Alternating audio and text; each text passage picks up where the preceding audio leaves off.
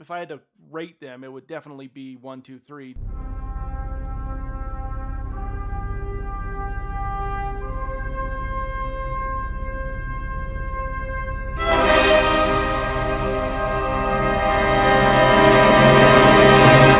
Welcome to Josh's House of Nerd podcast. Hello, Nerd Nation. I'm Josh, and I welcome you to the podcast. Grab a cold evergreen goblet of blue milk and make yourself comfortable here at my House of Nerd. Tonight on the podcast, we are on the topic for the month, which is movies that take place on a plane or partially on a plane. Tonight's movie is the 1990 action movie Die Hard 2, Die Harder, directed by Rennie Harlan. This movie follows John McClane at the DC airport as it's being taken over by strange people. Starring Bruce Willis, Bonnie Bedelia, William Sadler, Art Evans, William Atherton, Dennis Franz, John Amos, and Reginald Val Johnson. Let's talk about Die Harder, guys, and stuff. What do you guys think about this movie? I mean, looking at what other movies this director has produced, I think I got what I would expect if I knew more about it going in. It's been a long time since I watched Die Hard 2. I haven't watched Die Hard 2 in probably 10 years. Oh, really? Okay. Because I went through when I want to say roughly when I got back to the States in 2010 or 2011, I went through and watched all the Die Hards that were out at the time, like in order. And I think it was the last time I watched Die Hards, except for Die Hard, because I tend to watch that every other Christmas or so. I got the 4-pack on a Black Friday special, and so I've watched them. And then I'm doing a Plex server, so I was putting it onto my Plex server, and I watched them all once they got onto the Plex server, and nice. I watched them this time too. But yeah, it was a 1990s American action thriller film. Like, that's exactly what it was. Like, I don't think there's anything ridiculously special or amazing about it, but it is. I mean, it's a 1990s action thriller film, you know. Well, and I think specifically it's a 1990s Bruce Willis action film. You know, I mean, he has kind of this. It seems like a certain style of movies he tends to star in. Every once in a while, he stars in something that's a little bit different, but for the most part, they're all kind of like this. And then now he's starring in almost what feel like home videos. I don't know if you've seen his recent stuff. I have. Did you know he retired officially? Yeah, because he's dealing with what is that name of that disease? I can't remember what it's dealing with, but where he has a hard time talking or something like that. Yeah, with words and stuff. Yeah. Exactly. So that's too bad. But you know, but you're right. He has been. You know, I think the last big picture that I could remember that came out in the theater, wasn't it Glass, that he did, and he wasn't even in it that much. Yeah, in the theater. Yeah, in the theater. Yeah, but he has been doing a lot of direct-to-DVD type movies or pay-per-view or whatever. A lot. Yeah. Like direct-to-TV movies. Yeah, most likely those are paycheck films. Yeah, probably. I think the last one I watched was Cosmic Sin. I've never even heard of that one. Yeah. Wow. No, there's a reason why. I think the last one I kind of watched was Cop Out. I think that's what it was called. That he did with that other that black comedian that was on NBC, or he was on this SNL. Why can't I think of his name? Anyways, but yeah, this is definitely during his heyday. I mean, or the start of his heyday, really. Yeah. This is right after he did Moonlighting and all of that stuff. He was just starting to pick up before Pulp Fiction, right? Yes, before Pulp Fiction. Oh yeah, yep. Wasn't Pulp Fiction like 98 or something like that? I'm looking at 99, 94. 94? Yeah. So not that. Not I guess it was. I'm thinking of a different movie from it. But yeah, no, it was good to see him in this film. I like the Die Hard films with Reginald Val Johnson in them. Like, I love that actor so much. Isn't he really just in the first one? No, he's in the second one. I mean, he's in the second one for 2 seconds. I mean, yes, but enough to carry me through the film. Let's say that. Because to be brutally honest, I was not the biggest fan of Die Hard 2. Like, it was okay, but it's nothing that I'm gonna go like, oh, I need to watch through the Die Hards again. So I genuinely really like Die Hard. Die Hard 2. I think it's got a lot of action to it. I think it's got a lot of, there's a lot of like, duh moments in it too. But hey, it's got Terminator in it. The liquid Terminator from Terminator 2. He's the one that shoots him on the whatever when they're going to that other terminal to turn on that generator. right. Well, it's got a lot of named actors. John Leguizamo's in it. He's I one of the thought I saw. thugs. I thought I recognized him. I couldn't think of his name though. That is Leguizamo. Yeah. Almost in that same scene. Yep. It's in a similar scene, but yeah, it's in the same setup. Yeah. I thought that was Leguizamo. Okay. Yeah, a lot of like actors just kind of starting out. Yep. That's pretty cool, actually. But and but it's even got death in it. I mean, that's William Sadler is Death from the Bill and Ted movies. Oh, I did not know that. Yeah, Really? it's got him. Okay. And it's got what's his name from? Well, he's in makeup in the Bill and Ted movies, so I didn't even recognize him. Yeah, it's him. In all of them. Who are you thinking of? Who's the other person you're thinking of? John Amos or Dennis France from NYPD Blue? Yeah, it's got it's got them. It's got what's his name from the Star Trek? He played one of the pilots of the film the one they crashed. So they crashed that first plane. He was the pilot of the plane. He was on never mind. Move on. I'll find it. Yeah, I'm drawing a blank. I can't believe Josh hasn't said it yet because Josh would you usually notice expect Star expect Trek. you to get it. Yeah. Expect you just to know. I'm kind of this off drawing a the top of blank your on head. which one that would be, to be honest with you. But hey, you said at the top of the podcast that about the director. What other movies has? I know I recognize his name of doing action movies, but did you see other movies? Driven, Cutthroat Island, The Legend of Hercules, Cliffhanger, like just not like. And then he was Cliffhanger's okay. I mean, that's it. Like these are Cutthroat okay Island movies. is terrible. Yeah. Yeah, these are either okay or terrible movies in the 90s. Yeah, that was supposed to be. Except for the Legend of Hercules, which I mean is still terrible, I think, in my opinion. But that was a 2014, so I don't know. Yeah, I know he's still around. I just, I know he's known more for these kind of action blow 'em up movies. I mean, supposedly he's the most successful Finnish film director in the history of Hollywood. I mean, if there's not that many Finnish film directors, I was gonna say, is he the only one, or? Yeah. I'm not sure there's more than that. Yeah. I found our guy. Okay. Miles. He played Miles O'Brien on Star Trek. Oh, you're talking about Generation and Deep Space the Nine. pilot. Oh, that Colm guy. Meaney. Yeah. Colm Meaney. Oh, I can't believe I didn't recognize that. That's who you're talking about. Yeah, he plays O'Brien on Deep Space Nine.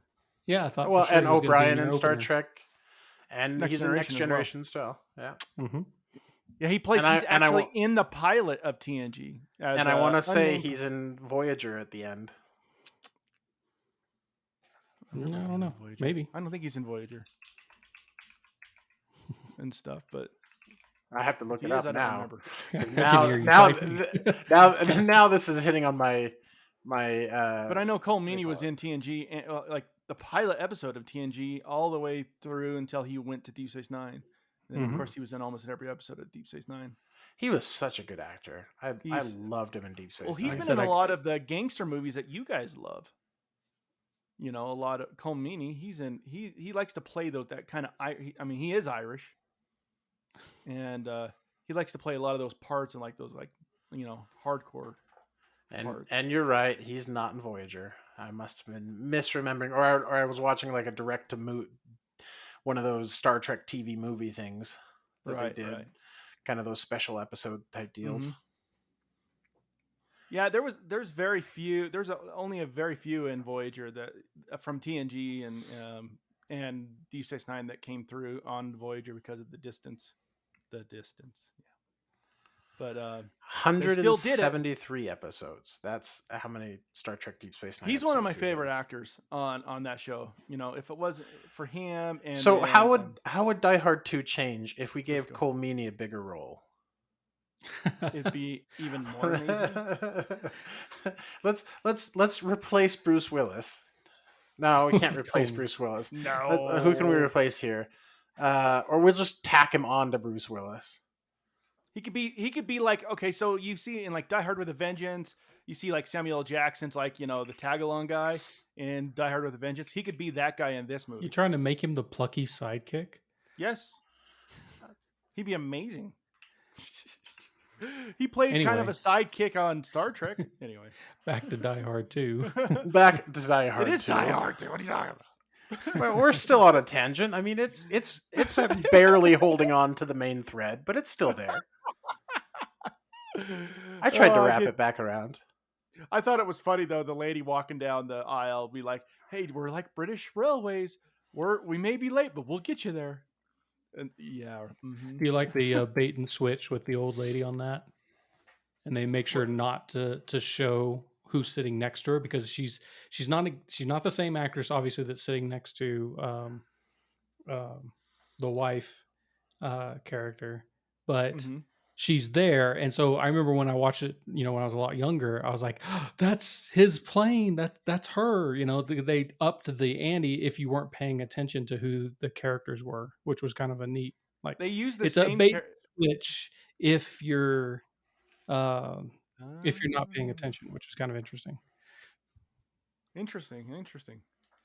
I never noticed that. You know who kind of drives me crazy in this movie, and I think he drives me crazy in almost because he plays the annoying guy every time. William Atherton, he's the reporter guy. Yeah, I'm glad she tased him. Yeah, I think is kind of. I think that's same the point. part. Yeah, it's like he's in the movie to be tased. Yeah, he's literally there to be tased. Although that's the one thing I actually like about this movie is the reincorporation. So almost they set up and pay off for almost everything in the movie, which is kind of that's point. pretty nice.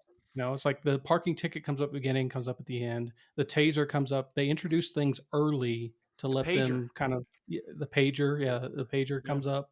Yeah, it's like if you're looking at it like as far as just like writing, it seems like the screenplay was done really well as far as like just okay, we're gonna set all these things up and then pay them off in the movie, and there's not going to be a whole lot of dangling things around. So actually a pretty tight script, it seems like. Yeah, which I mean shows that maybe not a lot of stuff got cut out from what they originally did, because I feel like that's when we get a lot of dangling things in movies is when they cut. They set up all these things to pay off, and then they cut a lot of them or something along those lines. And I don't think we saw that in this film. Like you said, everything paid off really nicely, except for the golf cart at the end. Where was that in the beginning? They didn't let me know there would be a golf cart in the end. Isn't that how he got him to the air? Isn't that how they got him to the runway when the? Oh yeah, I think you're right. So actually, they did. Never mind, they did. Never mind. My one criticism is out of. Can't even do that. I mean, it was a little corny that he picks him up and just drives him off into this. Well, was it a sunrise at that point? It just drives him off, and it's like, okay, all right, that's the end. Yeah, and then the other thing too is like the sound that the guns make are just kind of really over the top, and I feel like they inspired Michael Mann and Heath. Okay, like, yeah. Oh, those are loud. Okay, hang on, hold my beer. I'm going to make even louder ones. I didn't. Now that you mention it, I can put my finger on it. Something did feel off with the guns. That's absolutely right. They were so loud. Which I think is more accurate. I don't think the sound that the guns made were accurate at all, probably, but at least the loudness of them kind of made some sense. Was more accurate, yeah. But it also sucked for watching it at night when I was trying to keep the volume down. I had to turn on subtitles at one point and keep the volume down so that I didn't wake up anyone. Because it wasn't really normalized that well. Well, it might have been normalized, and then they upped those sound effects for impact. Because you notice that they went crazy with the squibs and kind of just the bloodiness of it and everything. Yeah. And it's like okay, you see what they're going for, and I don't know. I think does it it's an land? interesting choice. I don't think it was a mistake. I think it's an interesting choice. I didn't like the sound of the guns. Like they weren't appealing when they sounded, but they are harsh and notice where they don't fade into the background or anything. And it's kind of interesting how out front they are. Now that you say it, I didn't key into that, but now that you say that, I can see that now. What you're saying. Yeah, like I couldn't put my finger on it at first, but now it's like, oh yeah, now I know exactly what was going on. And my pet theory is that Michael Mann heard it and was like, "Oh, I can do better than that," and then that's how you got Heat. Oh my gosh! True that. Everyone had tinnitus after filming that movie. Yeah. Nobody's heard. Yeah. Have you or a loved one been on the production of Heat and have tinnitus? Call us now. To be fair, I do not believe Die Hard 2 was engineered to be watched at night without waking up the family. Yeah, it's probably true. Probably true. It's a family film. I should have gotten the family up to watch it. It's super family. Yeah, very especially family like when that guy gets shot like dead center in the head. Like you were just commenting about the blood factor. I mean, that one always kind of hits me like, oh, that's. You just you get to explain sudden death to children. I mean, that's not a problem. After so many years of watching this on like cable television, where they kind of cut all the 90% of the swear words out of it, it was kind of refreshing to watch it like as the original again. For the first time in a long time. Yeah. No, I would agree with that. I've seen it a lot too, all dubbed out and cut up and stuff, and it's kind of nice to hear the original track, and it just takes you out of the movie when they do those voiceovers. Yep. Because half the time they're not even close to the real people. Right. Yeah, they don't even try. It seems like no. They used to try, but they don't seem to try anymore. But that's okay. But overall, this is I really like the action in this movie. I would agree with you on the payoffs. I really like I don't know, I just like Bruce Willis in a lot of his films. I mean, it seems like as he got a little older and into these kind of B movies that he's been doing, maybe not as much, it seemed like he was just kind of phoning it in more, but this is back in the days, man, when he was really bringing it home and trying hard. And I feel like it paid off in a lot of movies. I mean, some of my favorite movies of all time are him. I mean, Unbreakable. I love the first two Die Hards like a lot. With A Vengeance, it's okay. I like the third one. I think it's Samuel fine. Jackson saves it. I would agree with you. It's still, if I had to rate them, it would definitely be 1, 2, 3, just like their numbers. Well, and he was in our first. What was our first? Okay, what was our first movie for the podcast? I mean, we've done a lot. Was that Loaded Weapon 1? Loaded Weapon 1, yeah. He was in our first movie. He was uncredited in Loaded Weapon 1. Samuel Jackson? No, Bruce Willis. I thought we were talking about Bruce Willis still. I lost the thread. No, yeah, I must have lost the thread. It was me who lost the thread. No, Bruce Willis. Where was he in that movie? He was apparently, according to IMDb, he's the man whose caravan was attacked. That's really descriptive. Oh, that's right. That's right. He's on the beach, and they like blow up his house. I think it's been so long since I've watched that movie that I'll never watch again. That I don't know. And I think it's like a helicopter shot. And he's like, "What the?" And yeah, they show him sitting out there on the beach. Anyways, I think it's something like that if I remember right. I've seen that movie enough. You'd think I would remember it. I mean, you can go back and listen to our podcast about it. I'm pretty sure we mentioned it. Oh, we did. Oh, we might have. I'm pretty sure we did. Yep. I believe we did. Go back and listen to Loaded Weapon and talk about Bruce Willis more. But yeah, I mean, he's done a lot of movies that I love. He's a good actor. I don't know how good of like a dramatic actor he is, but he's been in a few drama things. It's been okay. But he's definitely a man of action, and I appreciate him in this movie a lot. I don't know, for some reason, I remember I actually saw this in the theater. and we snuck in, I think, to a rated R movie because I definitely wasn't of age. And I just remember seeing this on the big screen, the part where they light the gasoline on fire, which I know just can't happen. It is corny as all get out too. I just remember looking over at my cousin Gavin and just being like, "Dude, that was amazing." Yeah, I mean the explosions. Yeah, it's great. So there were 2 points where I was, and there were more points than just two, but 2 big points where I was like, okay, this is passing even the unbelievable. The one is at the end when he uses the lighter to ignite the fuel trail, and it does the big explosion, does everything. Okay, Mythbusters tested that you cannot. That's not really. I mean, it doesn't surprise me. The second one is that he couldn't immediately tell that his gun was firing blanks. Like that was the other one to me where I was just like, I mean, okay. it's a plot contrivance. It's a plot contrivance. It works for the plot. I don't know. I mean, I don't want to get too like nitpicky with this movie because I don't think this movie stands up to that. No, probably not. And it's not really the point of it. It isn't meant to be, accurate. I don't know. It's meant to be a fun action movie, based off of a surprise hit from the previous one. Like no one knew the previous one was going to be as big as it was. No. Nobody had confidence that Bruce Willis, a comedian, was going to be able to slot into a action role and then start the whole trend of like the everyday man being the action hero instead of, the big buff Rambos and Arnolds. They were surprised even on this one that apparently it made a crap ton of money. Yeah. It was budgeted for $40 million and it made like 240. 240. Yeah. There we go. I just lost my thread here in the picture. Yeah.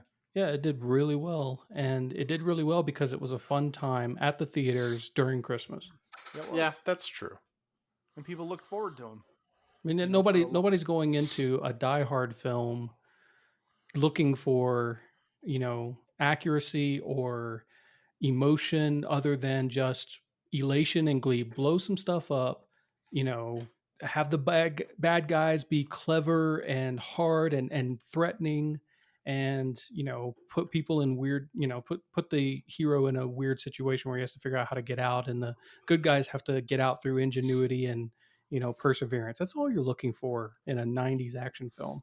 And I agree the thing with that. is, Die Hard and Die Hard 2 deliver that. Die Hard 2 definitely delivers that because it puts more than just, John McClane as the thing that's solving it. Like it's, the whole traffic tower people. It's, it's other people than just him that's having to solve this problem. This is why I think this is a better movie than With a Vengeance, or much less the later movies, which are almost pure trash. Is that, Die Hard 1 is a smaller story. Die Hard 2 is a bigger story, but keeps the same like energy. And then Die Hard 3 tries to make it even bigger stories, like the whole city, as opposed to just an airport. And that's where it kind of starts losing, its grip on me as an audience member. I didn't mind, you said that the first three, I didn't mind the fourth one. It's not as good as the first three, but it's still kind of a fun movie. I own it. I mean, it's fun, but it's not near the quality of the first and three. It's not. You're exactly right, because I think you just made a point, and that's why I wanted to point this out. You made a point of it. The first two were kind of, the second one was like a bigger version of the first one. Mm-hmm. A little bit grander in scale, but still, the common everyday man trying to solve a problem when nobody else can. And confined to one spot. Whereas like with Die Hard, with Live Free, Die Hard, the fourth one, it was everywhere. Yeah. It wasn't in one location. It was freaking everywhere. And that was the one thing I think I didn't like. And so was With a Vengeance. With a Vengeance was everywhere within the city. But it was in the city of New York. Whereas Live Free, Die Hard was all over the United States. Well, that's what I'm saying, is that they keep bumping the scope out, and it's like this movie makes this idea makes sense when it's smaller. Yeah, I agree with that. And I think that With a Vengeance is probably as big as it probably should have gone. You know? And you want to talk pure crap, you talk the fifth Die Hard. That shouldn't even exist. And stuff. I don't know if you guys have seen it. That got to the point where Bruce Willis was basically took over. I mean, I think he maybe did with A Vengeance, but it's like he took over and it's his character and he's producing, and suddenly it's no longer he's the put upon person that's just trying to figure this stuff out. He has to become the superhero at that point, and that just, I mean, it just takes away all of the charm from the character, which takes away the charm from these movies. Yeah, I agree with that. Though, the one problem I had with 5, they actually say it in the second one. I noticed in 5 he goes to save his kid from Russia, and they only mention a daughter, but in this one they do mention kids. And stuff. So that always bugged me. That's like, well, they never talked about a son in all the other diehards, and yet now he has a son in the 5th one. Yeah, it's a weird contrivance. But I tried to watch that on an airplane one time. Oh my goodness, it put me to sleep. I mean, literally to sleep. It was awful. Watched about the first 10 minutes of it, or maybe 15 minutes, and I was done. Anyway. Yeah. So this Die Hard 2 definitely has a bit of like nostalgia for me, so I agree. I have a little bit higher regard for its entertainment value because of that. Yeah, I agree. This is one of my favorite movies. It's one of my favorite action movies all time, along with the first one.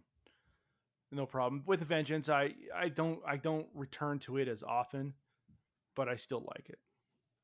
But the second one, yeah, I agree. I could watch this one over and over again, just like the very first one. And stuff. I enjoy it a lot, just like I enjoyed this time. Matter of fact, I've seen it so many times I almost thought about not even watching it. I'm like, no, I'll refresh my mind, a little bit of a refresher of everything, which I'm glad I did, because I didn't notice a lot of some of the extra stars like Leguizamo and stuff like that, the last times. And then I went, oh man, these people. But anywho, yep. Anything else anybody wants to say about it? I feel like we're starting to wind down a bit on this movie. John, did you hit all your key points you want to talk about? Yeah? Yep. Nope. I'm good. I think we covered all of it. I am too. Let's go to ratings, and I'll tell you mine. I really like this movie. It's one of my favorites. It's one of my favorite action movies of all time. I did give it an 8 out of 10. Okay. Nice. Bullets to the head. Yep. And I do own this one. So go ahead. I'd watch it with my mom. It's not a bad watch. I don't think she really care for all the blood and stuff, but edited or straight up. Just the original cut. the okay. theatrical cut. Let's say. Okay. What about you, Chris? Okay.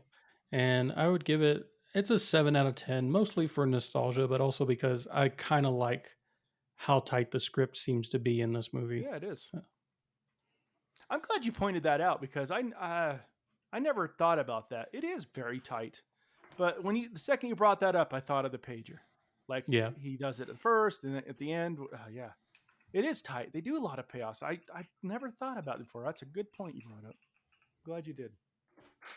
All right. Well, that was a fun month of movies, and we're gonna go on to the next month. And this one was picked by Crit. He laid it down to us on the last podcast that this next month's topic, which I have the picks for, is the topic of grotesque. And he left that to be interpreted any way we want it to be. Yep. Grotesque in whatever way we thought. So I think Cirque du Soleil is grotesque. I mean, yeah. All you have to do that contortion is crazy. All you have to do is make a case for it after we watch the movie. That's my only requirement for the grotesque, is make a justification for it. I don't think you'll have a problem with mine. Okay. I hope so. Anyways, you ready for him? Yep. Yeah. All right, here we go, guys. Okay, first one. This movie has slimy written all over it. Number 2. This movie might be hard to be found. Number 3. This movie will chill you to the bone. So we got the first one is this movie has slimy written all over it. Second one is this movie might be hard to be found. And third, this movie will chill you to the bone. I'm guessing the slimy one is Teenage Mutant Ninja Turtles 2: Secret of the Ooze. Because those bodysuits are pretty grotesque. Those are And grotesque. and Oh my chill goodness. you to the bone is the Batman with Arnold Schwarzenegger because Oh of my how gosh, let's do grotesque that the one. script is. That Now is I want so that one. horrible. Batman. Oh, Robin. Oh my goodness. That is. Yeah. That is. I do hard to want watch. chill you to the bone though. Okay, let's do chill you to the bone. Oh, okay. All right. The first two that you didn't pick. Number one, this movie has slimy written all over it. It was Slither.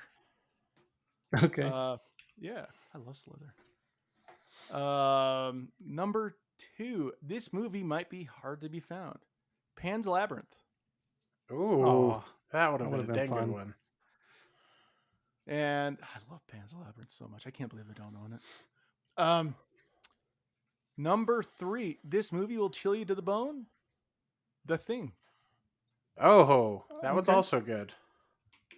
Okay, yeah, So I'm I wanted to happy get with at least one Cronenberg one in here and stuff, but I am mean, happy you with could that. you could almost just do Cronenberg. I think we pointed. I out know, that last time. dude. I almost put The Fly in here. I almost Yeah. did. That is, anyways. I'll leave that up to you guys if you guys are gonna do it. But that is got some grotesque scenes.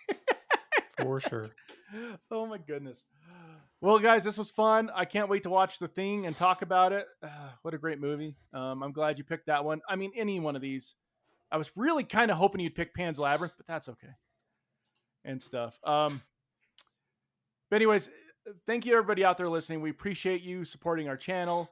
And as always, may you be excellent to each other and live long and prosper. From all of us here at Josh's House of Nerd.